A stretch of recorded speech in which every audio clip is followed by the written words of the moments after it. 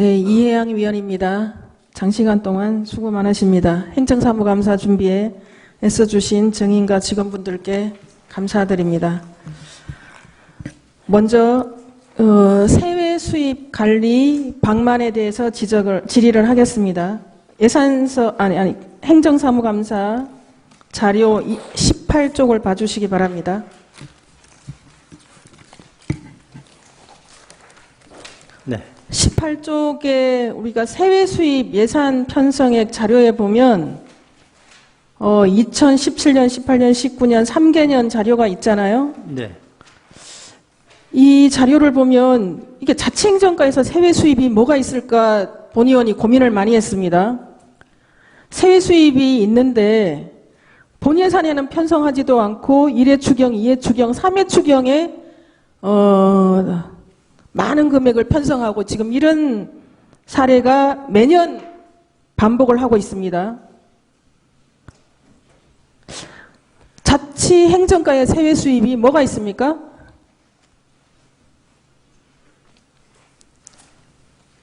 있다고 하더라도 본 예산 중심으로 예산을 편성해야 되는 거 아닙니까? 그렇죠? 네, 맞습니다. 아마 그 추계를 잘못한 그런 요인이 큰 것 같습니다. 무슨 추계획을 잘못하셨다? 세외 수입 추계죠. 세외 수입 추계획을 그러니까 매년 이렇게 잘못해야 되는 겁니까? 1년을 해보면 추계가 나오지 않습니까? 세외 수입을 잘못 추계하면 근데 일단 세외 수입의 내용이 뭡니까? 내용을 한번 말씀해 주세요. 자치행정과의 세외 수입이라 그래서 되게 생소했습니다. 뭐가 있죠? 예를 들면은 2018년도의 경우에는 인재육성 사관학교 집행 잔액이 1억 1,466만 9천 원, 원어민 영어 보조 교사 지원이 834만 7천 원, 맞춤형 교육 지원에 256만 6천 원, 고등 방과 후 교육 지원이 3,431만 3천 원 등입니다. 네, 제가 내용을 보고 있는데요. 본 예산에 2억 3,600을 세우고 1회 추경에 2억 6,500, 2회 추경에 6억 4,700, 3회 추경에 6억 4,700. 이 예산을 이렇게 반영을 해도 되는 겁니까? 이게 지금 세외 수입이 진정한 세외 수입이 아니에요. 세출 추계를 잘못해서 나갔다가 집행 잔액 반납액이에요. 대부분 보면. 교육재단에 나갔다가 인재육성 사관학교 집행 잔액이 1억 1,400이에요. 이게 매년 지금 그런데 인재육성 사관학교는 2억 4천을 계속 몇 년 동안 똑같이 반복 세출 예산을 반영을 하고 있어요. 이게 세외 수입으로 들어오면 이거는 전체 예산의 허수만 조장하는 거예요. 그렇지 않습니까? 그러면서 지금 예산은 4천억 시대라고 막 그러잖아요. 이런 허수가 많다는 거죠. 나가서 쓰지 못하고 돌아온 돈들이 많다는 거예요. 진정한 우리 세외 수입이 아니라 세출 추계를 잘못한 거, 산출 근거를 잘못하는 거잖아요. 맞습니까? 맞지 않습니까? 적절하게 예산이 편성됐습니까? 아닙니까? 네, 의원님 말씀이 맞습니다. 그 일부는 이 수익 분담금 약간의 이제 그런 것도 포함이 되어 있습니다만은 전체적으로 지금 대부분이 자치행정관은 세외 수입이 없는 부서예요. 예, 맞습니다. 뭐 시설을 관리합니까? 뭘 관리를 합니까? 집행 잔액이 대다수를 차지하고 있는 게 맞습니다. 이게 그럼 매년 왜 이렇게 하시냐고 매년 관행적으로 세출을 잘못 편성해서 다시 집행 잔액이 반납된 게 세외 수입으로 가면 아마 이제 특히 그 인재육성 사관학교 같은 경우는 지금까지는 수시 위주로 하다 보니까 조금 집행이 부진한 점이 있었는데 그것뿐만이 아닙니다. 지금 3회 추경에 6억 4천을 예산을 편성한다는 게 지금 또 4회 추경에 또 있을 거 아닙니까? 그죠? 그럼 예산을 다 사장시키는 거예요. 세입 예산을 이렇게 편성하면. 이 숫자는 누계인 숫자입니다, 이게. 예? 누계. 누계입니다. 이게 별도 3회 추경에 6억을 한다는 것은 아니고 누계로 그래서 6억 4,700이기 때문에 37만 4천 원, 그럼- 약 한, 예, 몇만 원 정도 이렇게 올라간다는, 예, 그겁니다. 본 예산의 2억 3,600이에요. 예, 그러면 그게 누계라 하더라도 3회 추경에 예, 지금 2억 3천을 빼면은 4억 가까이가 편성이 된다는 거 아닙니까? 그렇죠. 예, 예. 이걸 누계로 표시하면 안 되는 거였고요. 예. 누계로 잘못 표시했다 하더라도 예산의 세입 예산을 이런 식으로 추계를 하면 안 되는 거죠.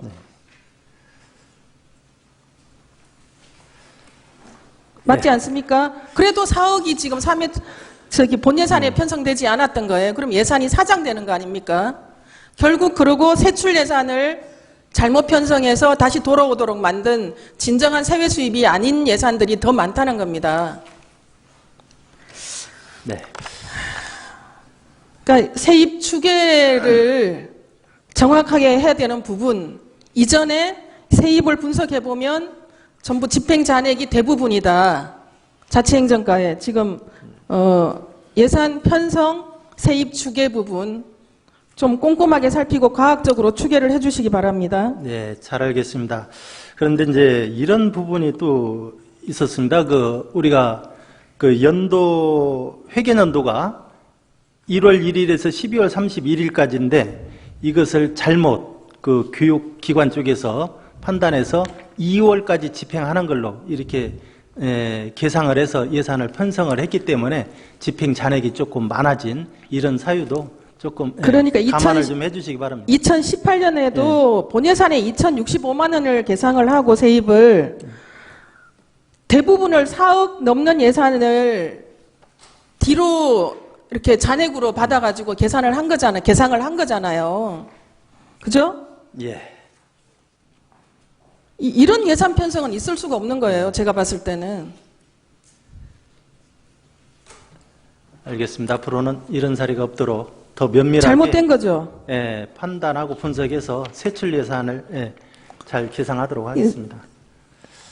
세출 예산을 정확하게 편성하시고 네. 잔액이 이렇게 대규모 금액으로 발생하지 않도록 그것이 또 다시 세입으로 와서 계상되지 않도록 해주시기 바랍니다. 네, 잘 알겠습니다.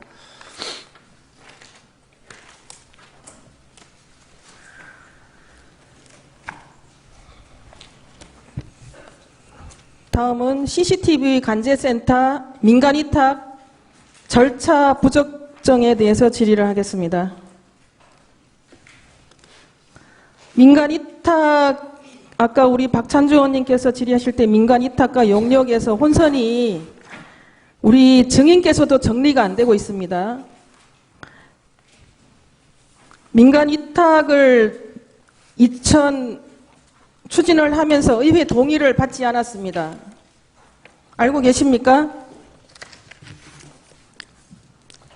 의회 동의 절차를 진행하지 않았습니다.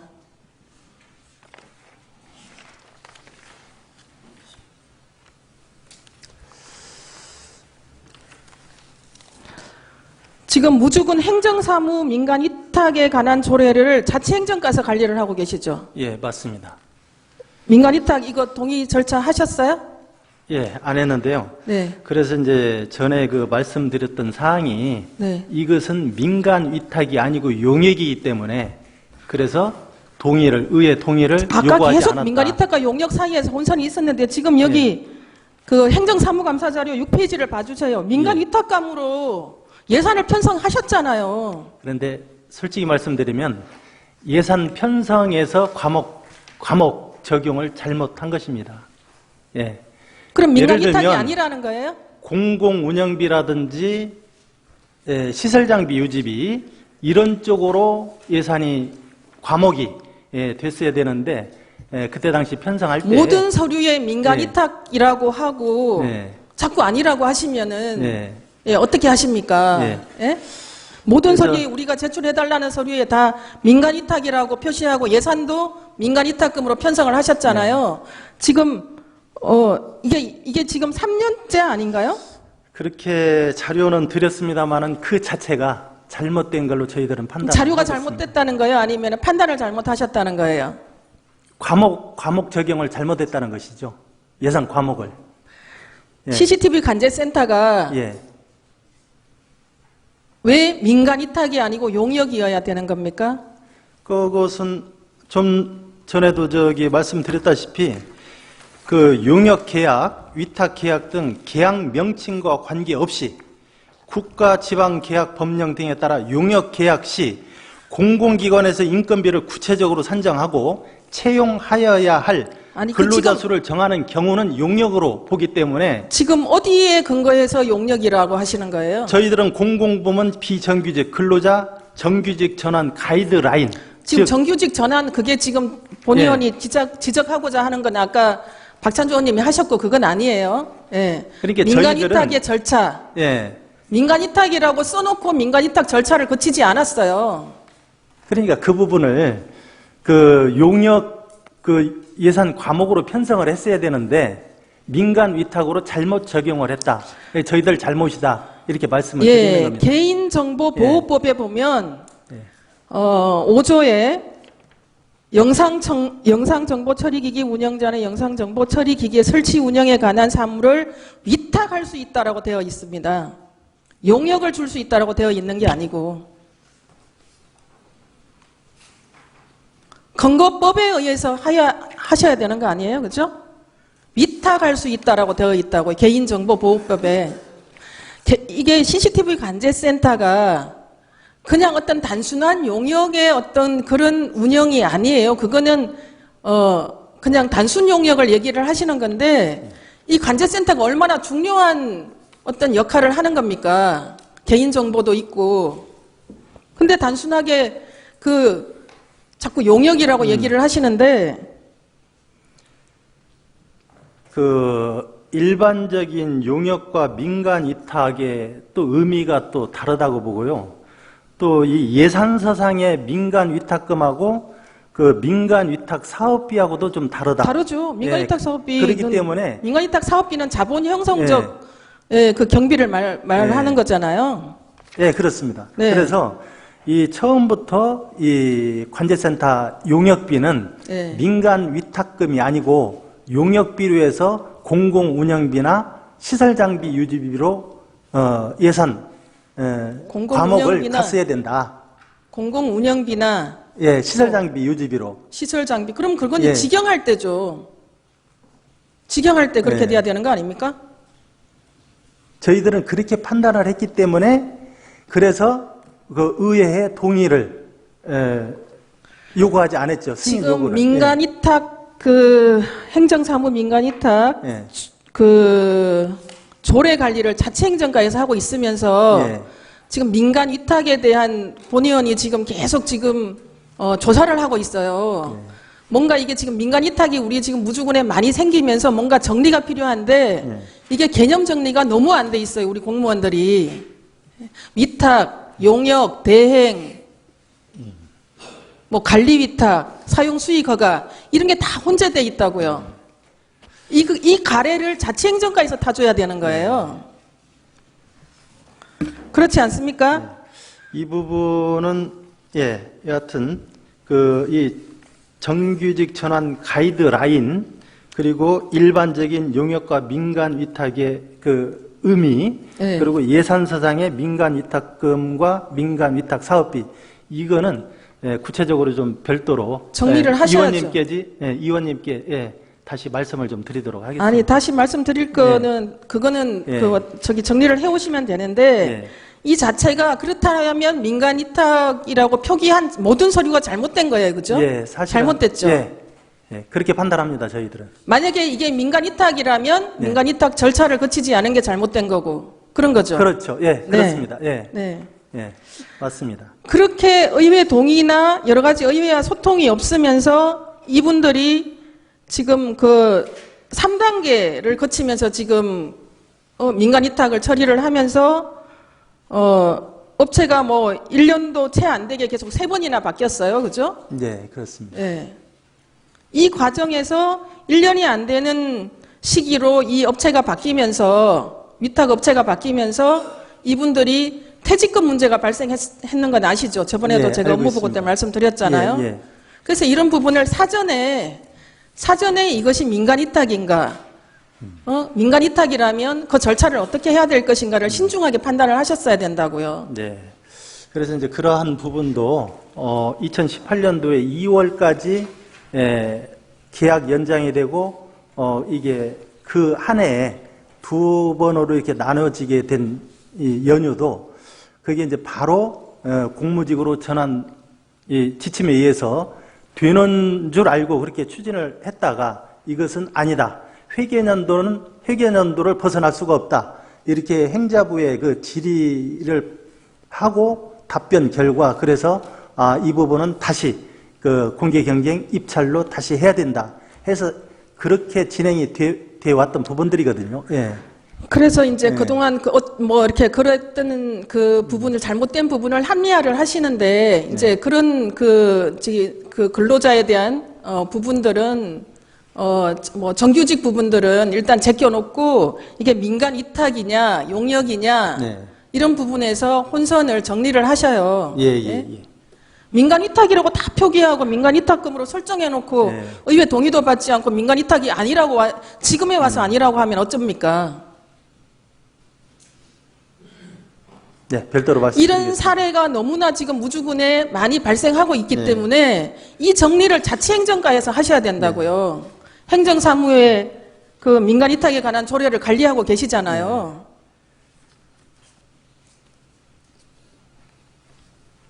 그렇지 않습니까? 네.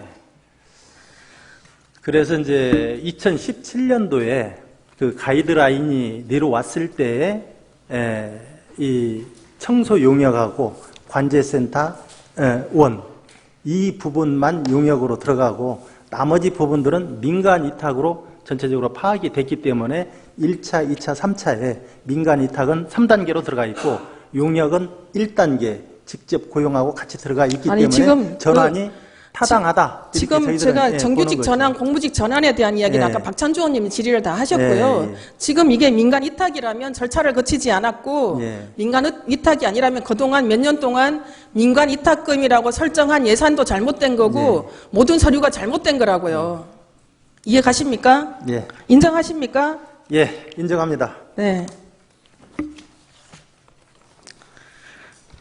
다음은 그 인재육성 사관학교 그 지난해 그 문제가 있었던 그 기숙학원 부분으로 사후 정리가 제대로 되지 않은 부분에 대해서 질의를 하겠습니다.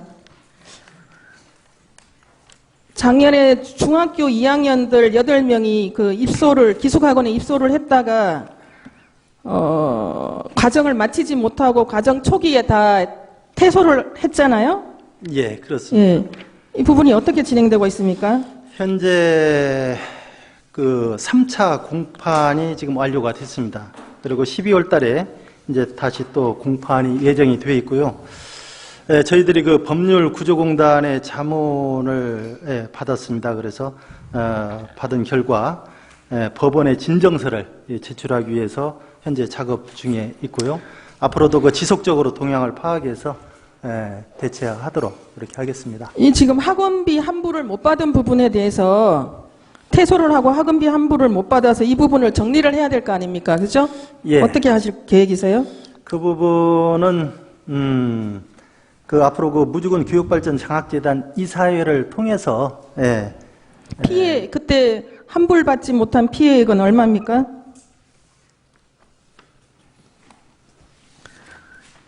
일부는 또 그 환불을 받고 일부는 환불을 못 받은 분들이 많았었어요. 그죠? 예.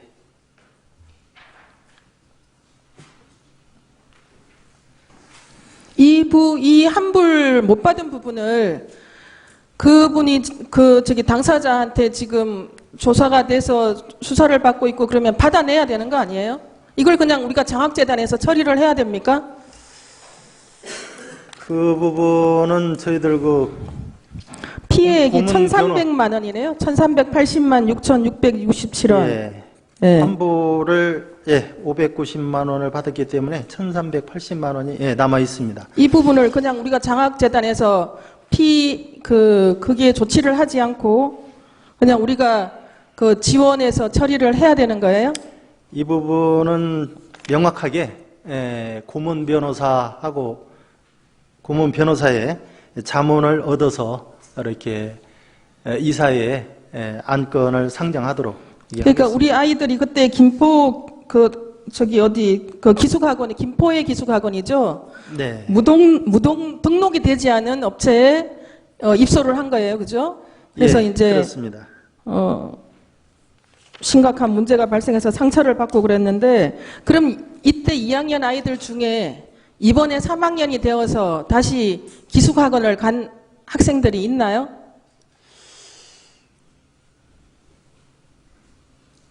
예, 있는 걸로 알고 있습니다. 일부. 일부만 네, 예. 있죠. 예. 그래서 좀 트라우마가 생기지 않았을까 또 그런 생각도 들거든요. 근데 올해도 똑같이 중학교 2학년이 입소할 기숙학원이 없는데 올해도 또 중학교 2학년을 모집을 하시더라고요. 그죠? 가능한 학원이 있더라고요. 확인을 해보니까. 예. 그래서, 확인을 해보니까, 여러 학기도 다녀온 바가 있습니다.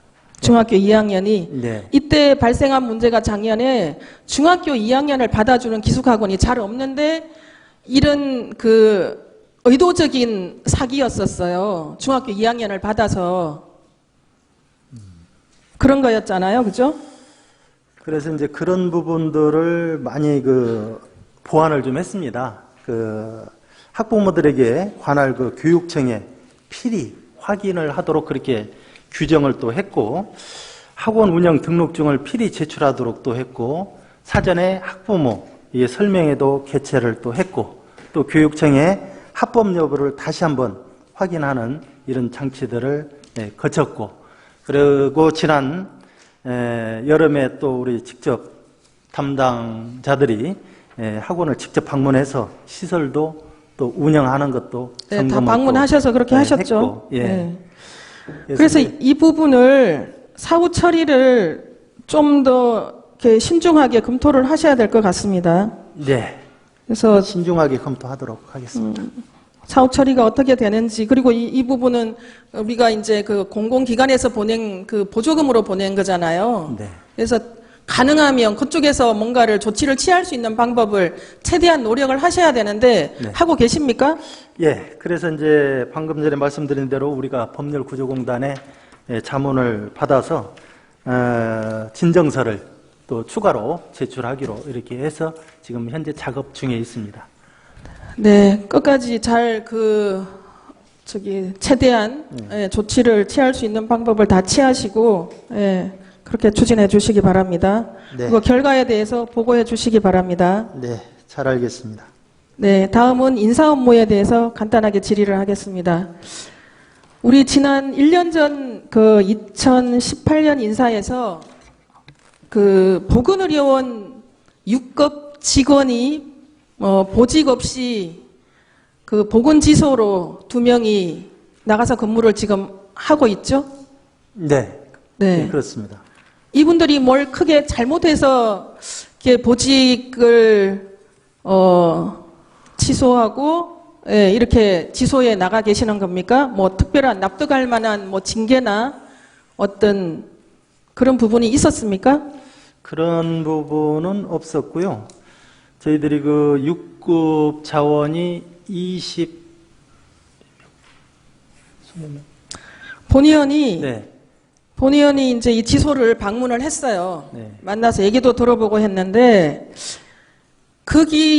보건지소, 설천 보건지소하고 안성 보건지소는 공보위가 근무를 하면서 진료를 하고 보조해 줄 수 있는 간호조무사가 필요한 자리예요. 거기에 지금 우리 6급 직원이 2명이 나가 있어요. 네. 예? 이게 바람직한 현상이라고 생각을 하십니까? 그 문제는 어쨌든 저희들이 6급 자원이 20여 명이 있기 때문에 순환 보직도 가능하다고 이렇게 말씀을 일단 드리겠고요. 이 공보위에서 공보위 의사분이 진료를 하고 보조를 해줄 수 있는 간호조무사가 이렇게 주사를 하거나 약 처방을 하거나 이런 자리라고요. 예. 6급 네. 직원이 가 있어야 되는 자리가 아니에요. 그래 이거는 인력 운용의 낭비예요, 낭비. 요 문제는 예. 예, 저희들은 뭐 6급 이하는 그 부서로 발령을 내면 네. 그 부서장의 권한이기 때문에 그게 이제 그 짝으로 가야 하는지 그것은 예, 아마 그 짝 부서에서 판단을 했기 때문에 여기서는 명확하게 저희가 뭐 예. 이렇게 해야 된다 저렇게 본 해야 의원이 된다는 판단하기에는 말씀드리기 적절하지 어렵습니다. 않은 네. 예, 적절하지 않은 6급에 맞지 않는 자리다. 네, 그렇게 생각을 합니다. 아무래도 이제 그 문제는 이제 그 관련 부서에서 또 필요하기 때문에 그렇게 하지 않았을까. 관련 부서에서 이렇게. 필요하기 때문에 네. 어쩔 수 없어서 그렇게 한 거죠. 이제 어쨌든 그 문제는 그 짝의 권한이기 때문에 그렇게 이해를 좀 해주시면. 네, 아니 될것 이해의 같습니다. 문제가 아니에요. 이거는 공무원 숫자는 모자란다고 맨날 충원해야 된다고 하면서 특별한 네. 납득할 만한 뭐 그런 것도 없이 네. 보직을 6급이라는 보직을 가지고 근무할 수 있는 자리에 아닌 자리로 갔단 말이에요. 그죠? 네. 심도 있게 검토를 해주시기 바랍니다. 인력 운용에 대한 부적절한 그런 인사였다고 생각을 합니다. 그리고 우리 아까 이제 그 이혜연 의원님께서도 질의를 해주셨는데 그 읍면 기능을 강화해야 되는 그런 시기입니다. 그 행안부에서 내려온 지침도 있겠지만 보건복지부와 국토부와 행안부에서 같이 지금 커뮤니티 케어라는 그런 정책의 방향으로 가면서 읍면 기능을 강화하고 있는 거 아시죠? 예, 네. 알고 있습니다. 그래서 저희들도 인력을 충원을. 근데 지금 했고, 우리가 그 지난번 회기 때 읍면을 다 방문을 했는데 결혼이 있었습니다. 읍면에 아마 그 작은 면에 결혼이 있었어요. 본 의원이 그 결혼은 아마 예. 토목직으로 알고 있는데요. 아니에요. 이번에 예. 저희들이 토목직이 충원이 되면 예. 12월 21일경에 시험이 있는 걸로 저희들이 알고 있거든요. 그래서 네. 저희들이 27명을 토목직 13명 등 총 27명을 요구를 했기 때문에 그게 시험이 발표가 나면 바로 결혼을 부청할 수 있도록 그렇게 그 읍면에 그 큰 부서 팀이 많은 읍면보다 팀이 작은 읍면에 결혼이 더 없어야 되는 거예요. 본 의원이 업무 보고 때도 말씀드렸잖아요.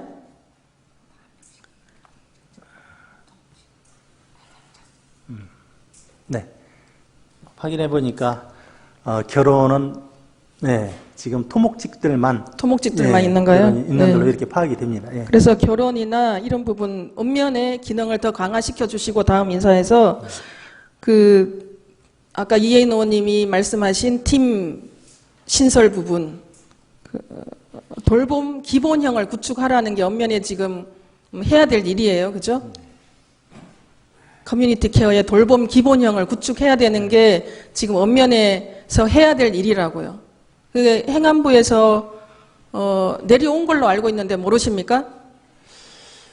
지난번에 그 행정 서비스로 해서 간호직들을 추가로 1명씩을 배치한 걸로 저희들이 그러니까 맞춤형 전담팀을 네. 만들어야 된다는 거죠. 네. 지금 민원 업무랑 같이 하고 있잖아요. 네. 네네네. 네. 그런 부분들을 읍면 기능을 강화시켜 주시고 신규 공무원들의 그때 의견을 들었어요. 거기에서 가장 많이 나온 이야기가 이제 주거 문제, 아까 이야기 나왔었잖아요. 정주 여건. 그리고 그 다음에 이제 그 각 부서에서 군청에서 신규들은 좀 트레이닝을 해서 읍면에 배치를 하는 게 좋겠다라는 의견이 있었습니다. 읍면에서 모든 부서의 일들을 내려오는 일들을 받아서 해야 되잖아요. 그죠? 네. 그런 부분들.